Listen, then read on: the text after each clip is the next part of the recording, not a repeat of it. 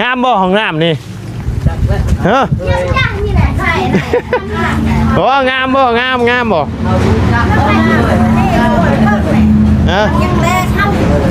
แบบทรายเพิ่นบ่ได้ฮ้อนเด้ทรายเพิ่นบ่ได้ฮ้อนเพิ่นเอามาผสมเลยมาสามเลยบ่งามเนาะแม่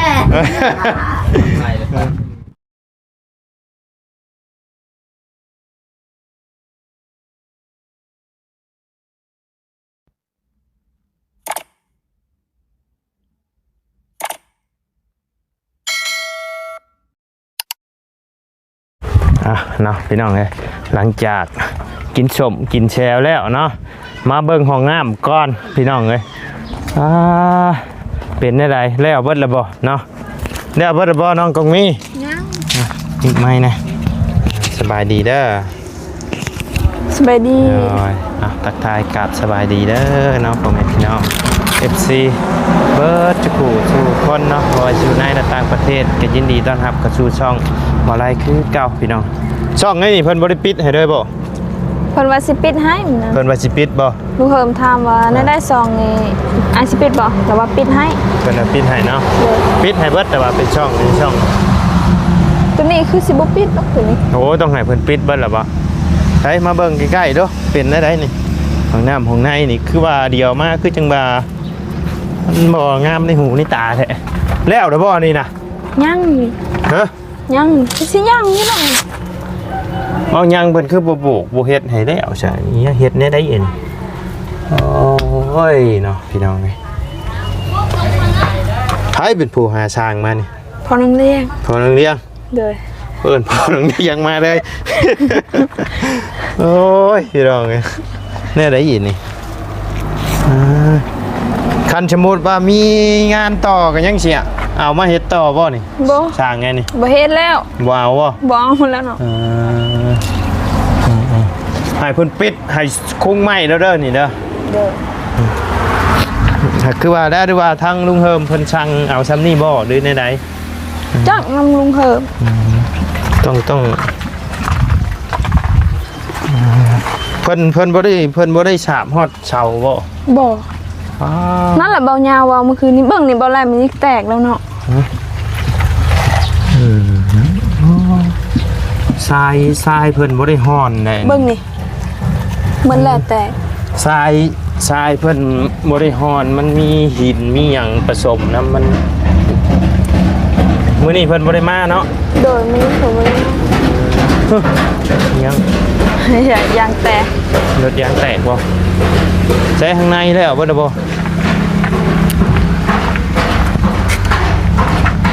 หมาเขามานอนอยู่ไหนไปแต่ด้นแล้วมันอยู่นี่นอนผู้เดียวมันเย็นเด้โกเบิ้งนี่บ่ไรแตกมันแล้วนี่มันสิฮอตปีบ่จังว่าเลยนะแตกเบิ้ลเลยเนาะทรายเพิ่นบ่ได้ฮ้อนเด้ปกติมันต้องมีแยงมาฮ้อนเอาหินเอาหยังออกอันนี้คือเพิ่นผสมเลยคันเพิ่นบอกให้เราซอขอน้องซอยน้องก็ซอยทำมันนั่นเนาะ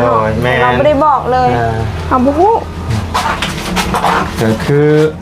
นั่นเขาก็มีเวลาเขาก็ห่อนทรายไปให้เพิ่นก็ได้แต่ว่ามันเขาจ้างขาดนะเพิ่นก็น่าจะเฮ็ดให้เขาคือในนี่เพิ่นก็ต้องปิดเบิดเลยพี่น้องไอ้นี่เขาเมารวมหมดเลยเนาะคันบาบ่ไหวก็ใส่ช่องลมในนี้บอกให้เขาซอยเนี่ยอันเพิ่นว่าได้ไหนนะที่ว่าใส่ช่องหลอกช่องลมนะเพิ่นว่าเพิ่นเคยเฮ็ดผ่านมาเพิ่นบ่ได้ใส่บ่เขาว่าอยู่สมัยแล้วบ่ใส่ก็ได้กงลมเคยเฮ็ดอยู่ห้องน้ำแล้วบ่ห้องน้ำบ่แม่นท่านคนเคยเฮ็ดบ่แบบนี้ดอกพี่น้องท่านเคยเฮ็ดบ่แบบนี้100ดอกขนาดก็แบบมีเสาเลยนี่พี่น้องก็ยังคือทางพอสร้างแล้วเฮ็ดนะก็แบบบ่มีเสาก็ละเอียดกว่านี้พี่น้องงามกว่านี้เนาะเราเอาแต่ทั้งบกทั้งกอทั้งเฮ็ดแล้วเอาแต่3,700,0003,700,000ได้เอาเรียบร้อยเขาอยู่เรียบร้อย อันนี้4 ล้าน 4 ล้าน คุมกับพ่อน้องเลี้ยงแปลงให้อารมณ์ทอกับซอยกันอารมณ์ โดยอ๋อเป็นมันเป็นเฮ็ด เขาไปถามแล้วมื้อนั้นสร้างบ้านกระดับกับบ้านกิ่งย่างเขาเคยเฮ็ดเฮือน โดย แต่เขาขาเฮ็ดเฮือน ก็เลยมาพรนี่ พรน้องเลี้ยงหาย เพิ่นเฮ็ดก็เที่ยวแต่ยุดน้ำแน่เนาะ โดย จักไงไดพี่น้อง หยุดตลอด แป้นลมก็ยังบ่ได้ใช้ให้บ่ ยัง เพิ่นบ่ได้สิใช้ให้ คำบ่ได้เว้ามื้อนั้นก็แล้วเขาบ่ได้ใส่ แต่ว่าเพิ่นยังสิใช้ให้อยู่บ่ เพิ่นว่าสิใส่ให้ นี่พี่น้องเลยนี่ก็ตัดบ่ตรงนี่เฮ้ย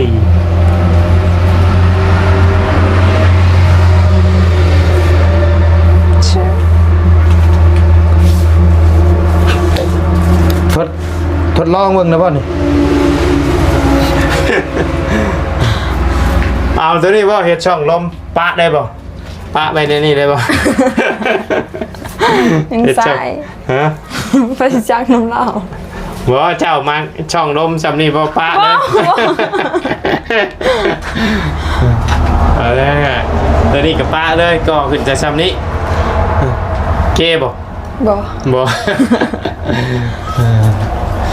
ทางภาษาเราเฮ็ดติดเลยคุงเลยพี่น้องคือพอช่างเราเฮ็ดนี่เราสิก่อก้อนสร้างขึ้นโค้งตัวนี้พี่น้องเราสิก่อก้อนพอช่างเราเฮ็ดอันนี้เพิ่นบัดใส่เสาขึ้นโค้งก่อนเนาะ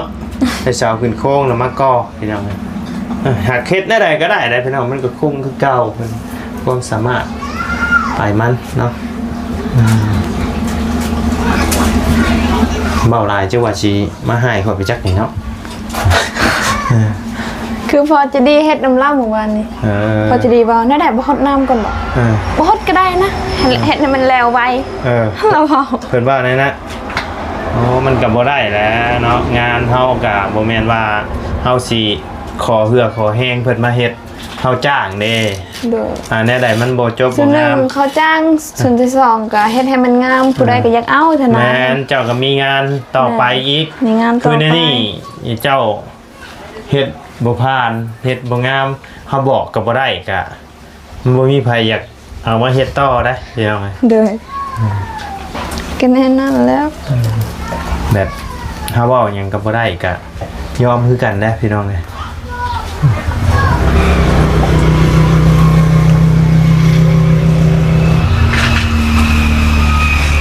ประชางแล้วเฮ็ดกันสมมุติว่ามันฮู้เป็นป้องน้อยๆในแนวในนี่แล้วก็บล็อกที่มันเป็นเศษแล้วก็เอามาใส่แล้วก็โบกปูนให้ได้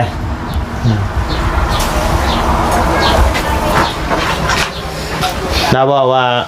ห้องน้ำเฮ็ดห้องน้ำมีชื่อแล้วบ่ต้องเฮ็ดงามบ่ ห้องน้ำซื้อก็ยังเด็กได้งาม อ้าวฉันก็บ่จ้างแล้วว่าสิ เนาะช่างว่าเอาแท้ช่างกะ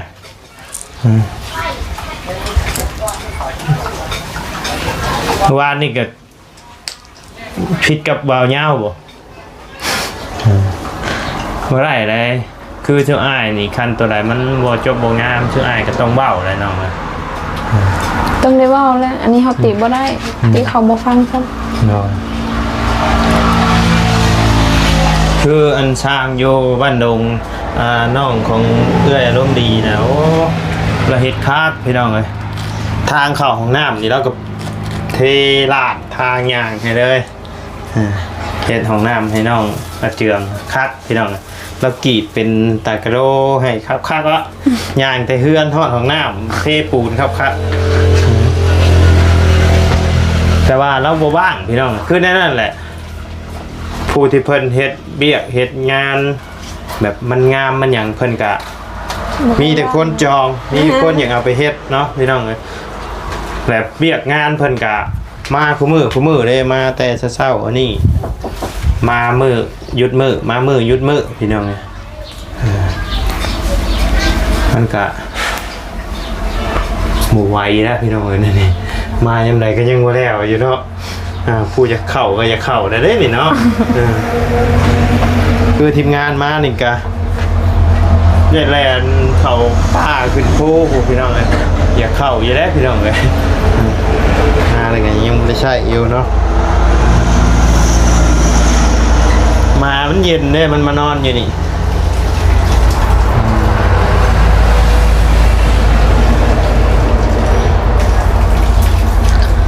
มื้อนั้นคือจังว่าเพิ่นมีลูกน้องมา2คน3คนถูกบ่2 คน 2คนเนาะแล้วเมื่อวานนี่มาจักคน2แต่บ้านเราหันมาผู้นึงแล้ววันนี้เราพอจะดีมาเฮ็ดน้ำอ๋อเพิ่นจ้างเป็นวันบ่โดยเพิ่นจ้างวันเท่าใดจักเพิ่นพอน้องจะดีมาเฮ็ดน้ำเมื่อวาน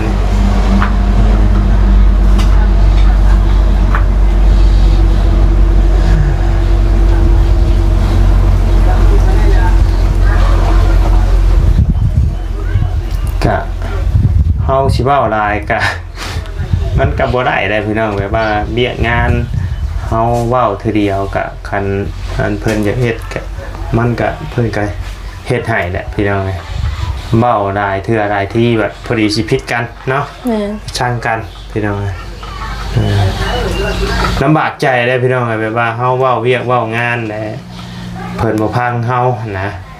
เฮากับบ่แม่นว่าสิจุจี้จุกจิกพอปานนั้นคันว่ามันชำใดชำนึงเฮาก็ปล่อยไปเลยเนาะอันนี้มันแบบมันเกินไปกับคือเพิ่นเว้าอะนะห้องน้ำภาษาซ้ำห้องน้ำก็อยากได้งามเพิ่นว่าเนาะโอ้มันก็พังเลยกับมันก็บ่ม่วนในหูอยู่เด้พี่น้องเอ้ยเราว่านั่นเขาก็ปากเนาะแล้วว่าเจ้าชายอัดนรกบัดนี้ฉันคอยก็ชื่อภาวัตมาอ้อมมาแล้วสิเด้อเบารถย่านบ่ย่านเนาะย่านนี้นะ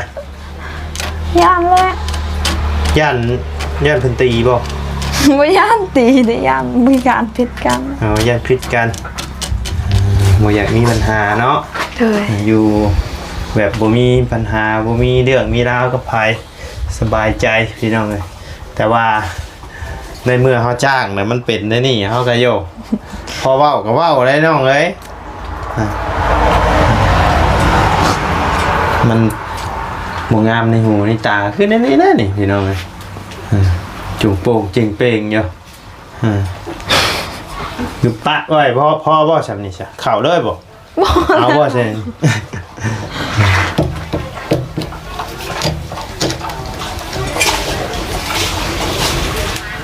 ช่าง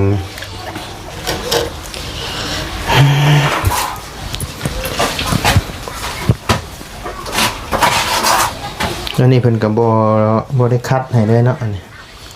เวลานั้นล่างมันบ่นั่นเลยมันบ่คักปานใดเลยมันบ่ครบเลยบ่ครบบ่ยังจะไปก้นยังจะไปเชียร์ใหญ่อีกบ่นี่ไปตอนแรงเขาเด้อจักโมง3 โมง 4 โมงประมาณ3 โมง 4 โมงจักโมงแล้วว่าตอนนี้ได้ละ2 โมงบ่ายโมงตอนใช่พอน้องไอ้พอน้องเลี้ยงอ่ะกินข้าวอิ่มแล้วป่ะอิ่มแล้วมันจ้ะนำมาถามดูเราสิมาอยู่ป่ะซักหนูละเฮ้ยนะดูวิธีซักเสื้อผ้าป่ะนะตีตั้มๆเอาเลยป่ะแม่ตั้งพอเราเห็นยังไงนะเสียหญ้าโดยเสียหญ้ายังกันนะเสียหญ้าให้แป้น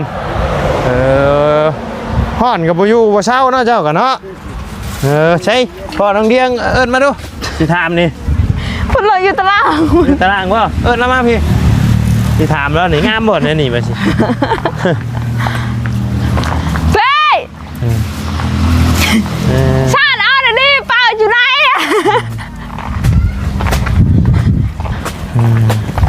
งามบ่ห้องในห้องน้ำนี่พ่อฮะงามบ่ฮะชาอะไรบัญชาเลยเป็นอะไรงามบ่ผมงามปันใดเลยบ่งามปันใดไปสิเอาเจอเรื่องนั้นก็ยังบ่แล้วอยู่เรื่องนั้นก็ยังบ่แล้ว อันเขาปูนยังบ่พอบอกว่าเขาเฮ็ดแบบนี้โอ้งามแล้ว ปูนเบิดบ่ งามแล้วหันพองาม งามแล้วเบื้องนี่งาม เบื้องนี่งามบ่ แต่ยังเบื้องนั้นยังบ่ได้ โอเคเนาะเดี๋ยวถามทั้งคอน้องเลี้ยงก่อน ต้องการเลย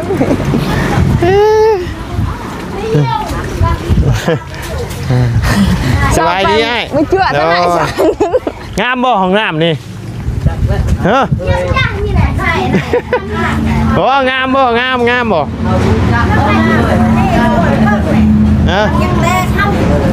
แบบทรายเพิ่นบ่ได้ฮ้อนเด้ทรายเพิ่นบ่ได้ฮ้อนเพิ่นเอามาผสมเลยมาสาบเลย ก็บ่งาม บ่งามเนาะ แม่ มาได้ แนวนักเตะบ้องดัง บ่คันจะว่างามเลยก็โอเคหั่นนะ งาม งามเนาะโอเคจ้ะปิดบ่หม่องนี้หรือปะเด้อ ไอ้ผมติด โอเค เอ้ยไล่ก็เกิดเนาะเตะบ้องมาเต่าเลยนะ นายเงินนกข้างมันไป ฮะ เขาบ่เคยได้เขารู้จักสามีเขางามนะ บ่ฮู้เนาะ ก็เคยได้ลูกเด้อ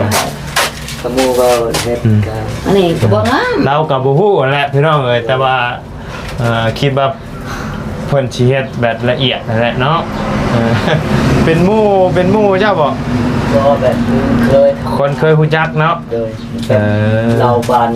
เราวัดเคยเห็นวัดเลย อ๋อเราเคยเห็นวัด ไหนเนี่ยถามท่านก็ดูว่า แล้วไปอันตะบึกข้าง นี่น่ะ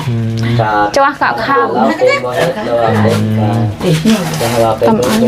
เขา เนาะไม่แต่ตัวมาเนาะปิดปราเนาะเนาะเบิ่งเนาะอย่าไม่แต่ตัวนายแกมันไปน่ะห้องวิทย์มาเบิ่งออก โอ้ที่ว่าเพิ่นเฮ็ดบ่ได้นะหั่นมันปูนเบิดบ่ แม่ ปูนเบิดบ่ หมดเล ปู ย นมัดคละปูนบ่มัดเราบ่มาดอกมื้อนี้ เราบ่มา บังเราบ่มา นั่นโก้เรามาเลยลุงมาเลย ป้ายอ่ะป้าย ที่ ทั้งหมด ที่พ่อเลยเอามาเลยโก้ อันถูก จังว่า ตามโทร ลุงเฮิมเป็นชื่อมาแล้วบ่ทอ แล้วไหนก็ได้ พ่อกับตัวนี้นะ เรียกนั้นเรียก ชื่อมาแล้วตัวนี้ชื่อมาแล้วบอก โดย ไหนจะปีนมั้งใช่หนูก็จะไหนนะจุดไหนแล้วจ้าแบบเบียวบึกหยอก อ๋อนี่ไล่ก็ได้อยู่อันนี้ที่ว่ารักษาแล้วอย่างนี้แต่ว่าให้แล้วปิดขึ้นอีกนะ แบบหายเนี่ย เป็นลมหรือเจาะ ให้แล้วใช้เป็นลมให้น้ำโอ้เว้าบ่ได้เว้าคือเราเว้ามันก็บ่คักในหูได้ว่าเนาะว่าอันเฮ็ดห้องน้ำก็ว่าอยากได้งามโหคำบ่อยากได้งามชื่อพระวัดมาอ้อมมาแล้วเนาะพี่ บ่ น้อง ยาวอ่ะในได้อายเซานี่บ่อบเลยบ่ จักรวาลได้บ่ยาว เงินเลยเนาะจะตั้งเอาไปประมาณ แหวนฮะ จักเราบอกแบบแต่บ่ยาวขึ้นเลยว่ะบ่ยาวทับอ่ะจะได้อ้ายเซานี่บ่ได้ฮบบ่ดีไปได้ น้อยมันก็ต้องไอ้โอ้มียังเบิดนี่แหละบ่ได้อ้ายคือชูเฮาน่ะเฮ็ดชูเฮาหม่องไหนบ่งามชูเฮาต้องบอกนะ โดย คันสมมุติว่าเพิ่นบอกบ่ฟังก็มันก็ร่วมงานกันต่อไปบ่ได้หั่นนะคือก่อนชูเฮาสิเฮ็ดเวียกเฮ็ดงานชูเฮาก็ต้องถามชูเฮาเฮ็ดเวียกในนี่ออกในคลิปในหยังมันได้มองได้มันบ่งามชูเฮาต้องติต้องหยังเว้าได้บ่ชูเฮาติได้บ่หั่นนะชูเฮาต้องถามนะคันว่าทาง เจ๊ อ้ายเพิ่นว่าได้ชูเฮาจังให้มาเฮ็ดคันว่าเราว่าบ่ได้เฮ็ดตามใจเรานี่ก็คือชูเฮาบ่เอามาเฮ็ดได้ คืออ้ายก็รู้จัก ก็เข้าใจอยู่เพราะว่าเจ้าก็แบบว่าถามเพิ่นก็ว่าเฮ็ดเป็นเนาะมาแต่ชูเฮาถามเองแต่ว่าตอนมาถามทั้งลุงเฮิมเพิ่นได้ถามอยู่ว่าอันบอกเว้าติได้บ่ลุงเฮิมเพิ่นถามอยู่บ่ จักน้ำลุงเออ แต่ปกติลุงเฮิมเราต้องถามลุงเฮิมเราเห็นคนละเอียดพี่น้องเลยเราเห็นถามเนาะมาเฮา ห้องน้ำคือแถวอันเสแล้วเฮ็ดห้องน้ำมันบ่สอนมันนั่น งามบ่ งามนั่นน่ะเนาะ เอ้าสร้างเห็นบ่เราจังอันสร้างประจำในทีมงานอยู่ข่อยได้น่ะเราเฮ็ดโอ้ละเอียดครับ ละเอียดเลยครับคือว่าอ้ายคือว่าเห็นว่าลุงเฮิมแบบคือดีใจว่าให้ แต่ว่างานเราบ่ว่างงานเราบ่ว่าง กิน ป แล้ว ก ให้ ติ คือว่า ใจก็ให้พวกนั้นเฮ็ดงาน ปกติก็ชูเฮาก็เอาไอ้สุดชูอ้ายแล้วหั่นแหละเฮ็ดเฮือนเฮ็ดชานเฮ็ดเฮือนแถวบ้านสกีอหย่างเงี้ยแม่นลาเบิดแหละ คักเลย ของน้องของน้ำ จอย นี่แต่ลูกเฮอมา5เลยผมมีได้งานมาอันนั้นเอง คือว่าเนาะ ไอ้ซุ้มเฮา5 เฮาก็บ่ฮู้ว่าเราเฮ็ดงามหรือบ่งามเนาะแต่นี่เฮาเห็นแล้ว แม่นว่านี่เข้ากับเป็นงานแรกเด้กับบ่ติทั้งอ้ายเพิ่นเนาะเข้ากับต่างคนต่างบ่ฮู้เนาะต่างคนต่างบ่ฮู้พี่น้องเอ้ย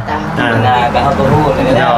เทื่อเฮาฮู้และเทื่อหน้าก็เข้ากับว้าว หลายคันดูนอย่างเงี้ยอันนั้น ต่างคนต่างบ่ฮู้เลยพี่น้องเอ้ยกะ อันง่ายไปมันอันปะน่ะ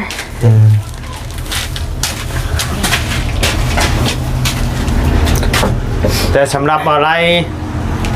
บ่ผ่านพี่น้องเลยว้าวจากใจได้ละบ่ผ่านเนาะ เดี่ยวเนี่ยเนาะ มันบ่แม่นมันเดี่ยวคือเราเฮ็ดนี่แหละนี่เราแป้นดมเราก็บ่ใช้ให้ เป็นดมก็ค่อยมาเลย มีแล้วแป้นดมกับพี่น้อง นี่นะอยู่นี่นะก็มาบางอย่างให้คน แล้วก็เป็นป้องเป็นหยังแน่นี่แล้วก็ที่แรกเราว่าเราสิบ่ใช้พี่น้องไปถามนะ ลงชำนาญ เราว่าปะเลย ลงหรอนี่แค่เพื่อนนี่ห้องนึงก็ได้นี่เนาะ เอาบ่ซำนี่ บ่เอาง่ายเพราะว่าแค่เพื่อนนี่ในห้องนึง บ่ไร ฮะ เพื่อนค่อยได้ซ้ำนี่ก็พอแล้วก็ พอ สิอ บ่ ยู่ เอาง่ายๆ บัดได้ลูกได้ผัวให้บัดให้ลูกนอนใช่ค่ะ นอนนี่ นอนอยู่นี่บัดพ่อกับแม่สินอนใช่ค่ะ นอนนำกันอยู่นี่ นอนน้ำกันนี่ อ้าวก็บ่มีเด้เนาะ โอ้บ่ได้แล้ว ก็ได้ซ้ำนี่แล้วก็พอเนาะค่อยหาอีกเนาะ ไปบูบูเดี๋ยวแบบนี้ไปเอานั้นจ้า นี่ยัง มันได้ก็ดี ใช่นี่ก็แล้ว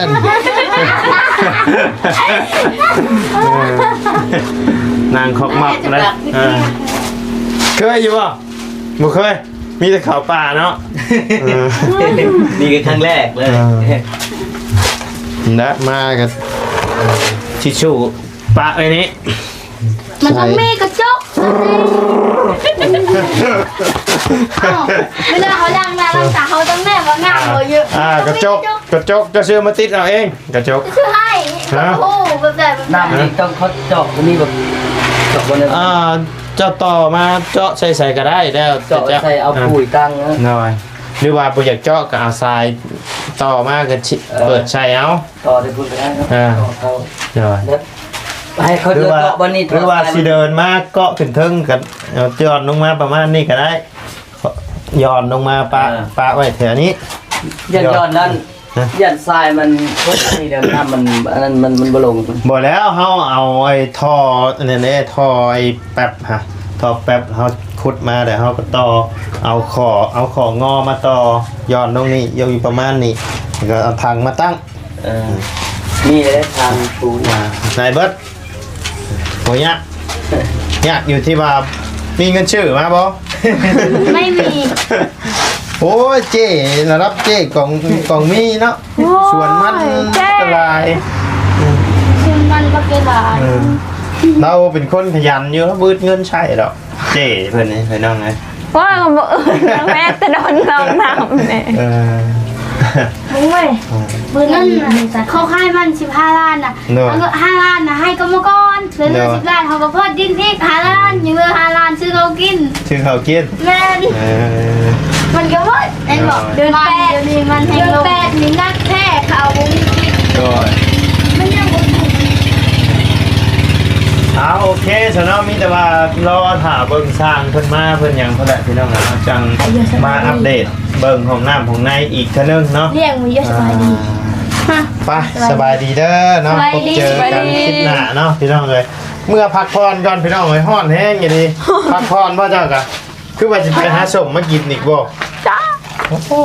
เนาะเรียกว่ามากินส้มพี่น้องเลยไปจ้าพี่น้องเลยพบเจอกันคลิปหน้าเด้อเนาะสำหรับคลิปนี้ไปละพี่น้องสบายดีเด้อ